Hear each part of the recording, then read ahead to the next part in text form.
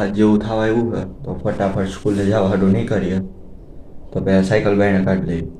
બાયણે કાઢી લીધી છે અને ફટાફટ જાય સ્કૂલે, કેમ કે મોડું થઈ ગયું છે. અમને એમ લાગે ફાસું કામ બોલે છે. ફૂલ મોડું એમ તો ફૂલ તો નહીં, પણ મોડું થઈ ગયું. ફટાફટ સ્કૂલે પહોંચવું જોઈએ તો ફટાફટ જાય. હવે છે ઘરે અને સ્કૂલે ઉતારવાનો નથી વિડીયો, કેમ કે ટાઈમ જ ન મળ્યો.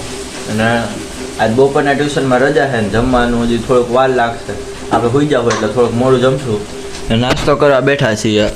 આમાં હે વેફર છે, એક બિસ્કિટનું પેકેટ ખાધું, થોડાક વેફર ખાઈ લઈ એટલે વાંધો ન આવે.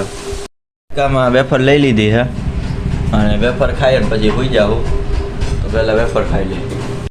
તો ઉઠી ગયા છીએ આપણે, નાસ્તો કરીને હોઈ ગયા હતા અને પછી ત્યાં ઉઠી ગયા હતા અને લાડવો ખાધો. રોટલીનો લાડવો હોય તો કંઈ બધા કે હતું નહીં, એ ખાઈને હવે પછી તૈયાર થઈ ગયા છીએ. હવે જાય છીએ લાઇબ્રેરી.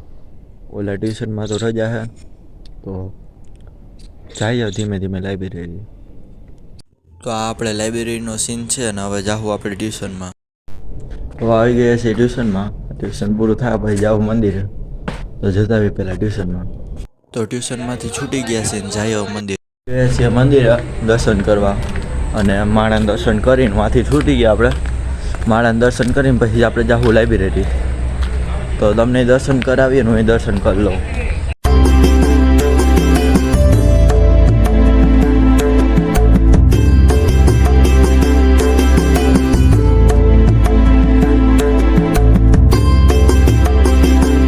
થઈ ગયા મંદિરે દર્શન અને હવે જાય લાઇબ્રેરી.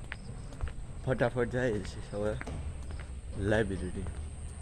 તો આવી ગયા છીએ ગણિતના ટ્યુશનમાં. આ સીન ઝાંખો આવે છે કેમ કે આપણને ખબર ન હોય, એટલે હવે છૂટીને પછી મળીએ ઘરે. ટ્યુશનમાંથી છૂટી ગયા છીએ, મારીએ ડાયરેક્ટ ઘરે.